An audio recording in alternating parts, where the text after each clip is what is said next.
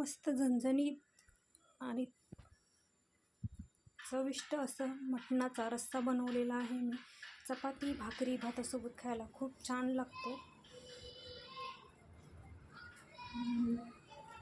साध्या सोप्या पद्धतीचा मटणाचा रस्सा कसा करायचा ते मी आज तुम्हाला सांगणार आहे. त्यासाठी इथे मी अर्धा किलो मटण घेतलेलं आहे. ते व्यवस्थित साफ करून घेतलं, 2 पाण्याने स्वच्छ धुवून घेतलं. त्याच्यावरती मीठ हळद टाकून घेतलं. इथे कुकर गरम करायला ठेवलेला आहे. त्याच्यामध्ये 1 पळी तेल टाकून चांगलं गरम करून झाल्यावरती त्याच्यावरती मटण, हळद आणि मीठ टाकून घ्यायचं आहे. 2 मिनिटासाठी चांगलं परतवून घ्यायचं.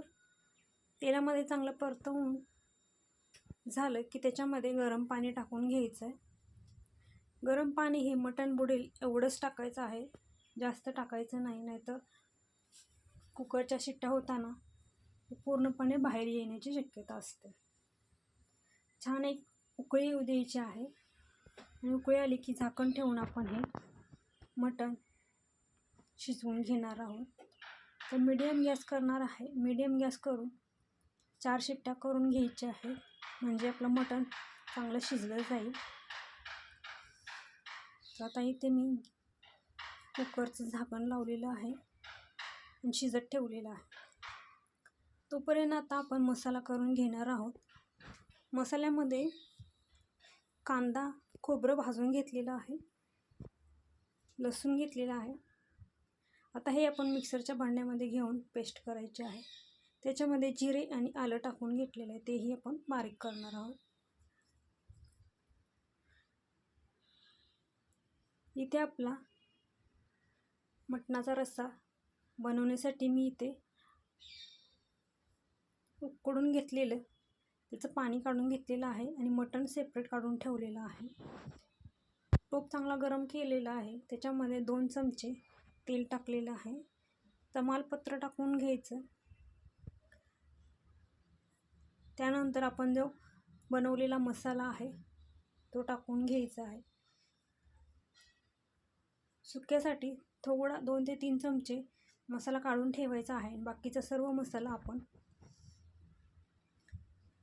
अळणी रश्श्यासाठी वापरणार आहोत. तर हा मसाला तेलामध्ये चांगला परतवून घ्यायचा. इथे मी थोडंसं तेल घातलेलं आहे.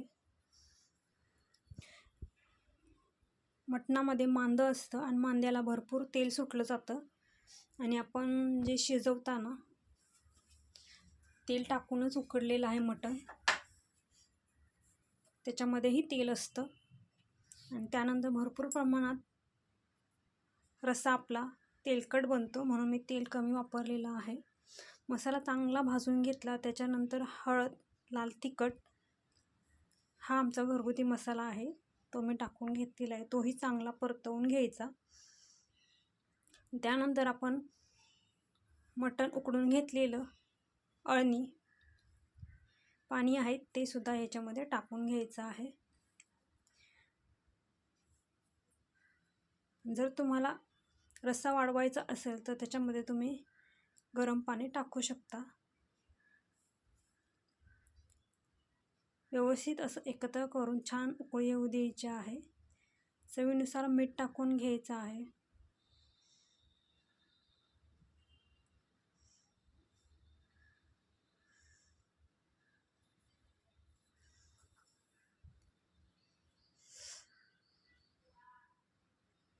इथे बघा छान उकळी आलेली आहे. मीठसुद्धा अगदी चवीनुसार टाकायचं आहे, कारण आपण वाफवताना मीठ टाकलेलं असतं. कोथिंबीर टाकायची, छान उकळी येऊ द्यायची, स्लो गॅस करायचा आहे. तर आता छान तरी देखील आलेली आहे. अजून थोडं जसं शिजेल तसं याच्यावरती खूप जास्त तवंग येतो. आता इथे मी मटण मसाला टाकलेला आहे. अशा पद्धतीने आपलं मटणाचा रस्सा तयार झालेला आहे. तुम्हाला घट्ट आवडत असेल तर पाणी कमी टाकलं तरी चालेल. खूप छान चविष्ट बनतो हा रस्सा. भाकरी, चपाती, भातसोबत खायला खूप छान चविष्ट असा आहे. तर तुम्ही नक्की ट्राय करा. आता बघू शकता किती तवंग आलेला आहे. तर ही रेसिपी तुम्हाला आवडली असेल तर लाईक, शेअर, सबस्क्राईब करायला विसरू नका. अशाच नवीन व्हिडिओमध्ये भेटूयात. तोपर्यंत धन्यवाद. बाय.